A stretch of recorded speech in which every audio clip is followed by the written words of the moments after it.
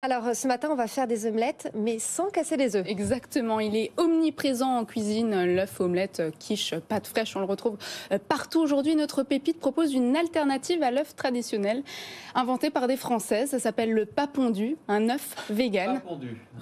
Pas Génial, pondu. le nom. Ouais. Et une des fondatrices est avec nous, Sherilyn Tavizouk, bonjour. Bonjour. Alors, Tony Parker l'a testé, alors, séduit? Oui, séduit. Récemment, nous avons eu l'occasion de rencontrer Tony Parker lors de sa visite à Station F, puisque nous sommes accompagnés par des accélérateurs de start-up comme la Turbine à Cergy, Station F à Paris. Et donc, lors de sa visite, il est venu se présenter. Et donc, nous avons eu la chance de le rencontrer et de lui présenter le pas pondu et aussi de lui faire déguster. Et il a vraiment apprécié. Alors, d'abord, qu'est-ce qu'il y a dans cet œuf, du coup, si c'est pas un œuf, s'il vient pas de la poule? Et ensuite, ça se présente comment? Est-ce qu'il faut le casser? Est-ce que c'est dans un tube? Quelle est l'idée?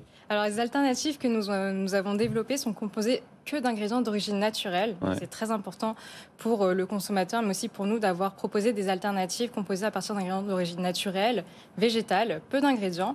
Donc, le premier produit que nous proposons est le pas pondu battu. Donc, il s'appelle comme ça parce que c'est une alternative à l'œuf battu qui permet de remplacer les œufs pour faire des omelettes, des œufs brouillés ou bien des recettes. Et il est composé de 7 ingrédients. Donc, notre protéine végétale principale vient de la farine de févrole. Donc, c'est une légumineuse de la même famille que les fèves. Mais le goût est strictement identique à l'œuf. C'est l'objectif. Nous avons justement réalisé une dégustation de notre alternative à l'œuf battu avant son lancement. Donc, c'était en janvier 2022 à Paris sur la pause déjeuner. Donc, c'était un samedi. Donc, c'était une dégustation qui avait réuni 200 personnes. Et dans 90% des cas, ces personnes avaient trouvé que c'était une bonne alternative sur le goût et aussi la texture. Et l'autre œuf, alors, parce que moi, pour ceux qui nous regardent, vous avez vu les images, c'est incroyable parce qu'on dirait un œuf, c'est bête à dire, mais ce que vous nous dites, c'est à base de légumineuses. Mais là, on a le jaune d'œuf. Donc déjà, comment est-ce qu'on fait pour reproduire l'apparence, la texture, parce que c'est aussi un élément important. Et derrière la coquille, c'est effectivement, est-ce qu'on le casse? Comment ça se passe concrètement? Oui, alors ce produit, c'est le produit qui va arriver l'année prochaine en France.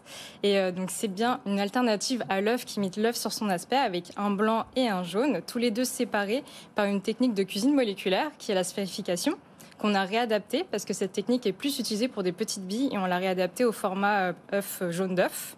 Et au niveau de la recherche et du développement sur ce produit, en fait, quand on a commencé le développement de ce produit, on s'est demandé comment pouvoir remplacer l'œuf avec des produits d'origine végétale.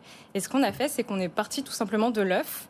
Donc on a regardé les apports en protéines, les matières grasses, tout ce qu'il y a dans l'œuf, et on a trouvé les équivalents végétaux. Et on peut le casser alors ou pas? Alors celui-ci, au niveau du packaging, on ne le cassera pas.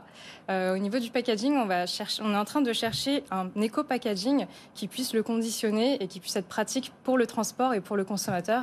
Donc ça ne sera pas des coquilles. Et aujourd'hui, la pâte à omelette ou à œuf brouillé, c'est quoi? C'est dans un tube? C'est dans un pot? Alors pour l'instant, il est dans une poche. Donc une poche de 500 grammes, ce qui représente... C'est commercialisé déjà là? Oui, c'est commercialisé depuis peu. Où ça? Ça fait 5 mois. Pour les professionnels, on peut le retrouver sur Vegetal Square. Donc c'est un grossiste spécialisé dans le vegan. Et pour les consommateurs, il y a aussi donc des restaurants qui le proposent, mais aussi des magasins spécialisés type épicerie vegan. Il y a beaucoup d'innovations dans le domaine de la food tech. On en parle assez régulièrement. Il y a quelques semaines, il y avait le Salon international de l'alimentation. C'était un peu les stars du salon. Il y a de la viande sans viande. Enfin, j'imagine que vous y étiez aussi. Oui, mais c'est quoi, du coup, là? Parce qu'on voit bien que chez les professionnels et dans les médias, il y a une représentation importante de ces nouveaux produits. Mais la réception du public, c'est quoi? Est-ce qu'il y a un appétit pour ces produits-là? Ou est-ce qu'il y a quand même une sorte de réticence en se disant quoi, un œuf sans œuf qui ressemble à un œuf, mais c'est pas vraiment de l'œuf, c'est quand même un peu bizarre, quoi? Alors, on a des deux avis, mais il y a de plus en plus de personnes qui apprécient ces alternatives végétales, notamment pour des questions d'éco-responsabilité. Parce que, par exemple, en passant par une alternative végétale à l'œuf, on peut réduire jusqu'à plus de 90% son empreinte carbone et la consommation en œufs par rapport à l'élevage de poules classiques. Même pour un œuf, c'est aussi, ça demande autant de CO2? Oui, aussi. D'accord. Et il en est de même aussi pour les alternatives à la viande, au fromage. Et en plus, maintenant, on a des alternatives qui imitent bien aussi le goût, la texture. Donc, on peut retrouver ce plaisir, cette gourmandise apportée par...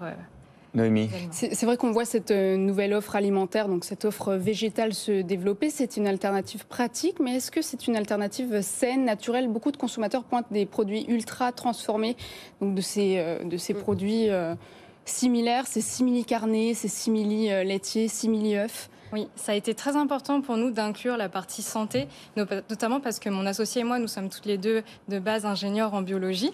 Et donc, dans notre développement de produits, nous avons inclus la santé, la nutrition notamment. Par exemple, avec notre alternative à l'œuf battu, on va être moins calorique que l'œuf. On va être Nutri-Score A, tout aussi riche en protéines que l'œuf, sans cholestérol, et en plus avec un apport en fibres. Et à quel prix la boîte de 6 œufs, ça sera combien? La boîte de 6 œufs, alors l'objectif c'est d'être à moins de 6 € la boîte de 6 œufs. Donc là on va être à peu près à un peu plus de 5 €. Et là, la poche de 500 grammes, ça fait quoi? Combien d'œufs vous m'avez dit? C'est l'équivalent de 10 œufs. De 10 œufs. Et ça, c'est commercialisé aujourd'hui à quel prix? C'est commercialisé à 9,90 €. Voilà. Voilà, Et ben voilà, on sait tout. Merci beaucoup. On peut pas commander sur Internet? Oui, c'est On peut. possible. Sur Pas pondu. Vegetal Square. Pas pondu. Pas pondu. Le pas pondu.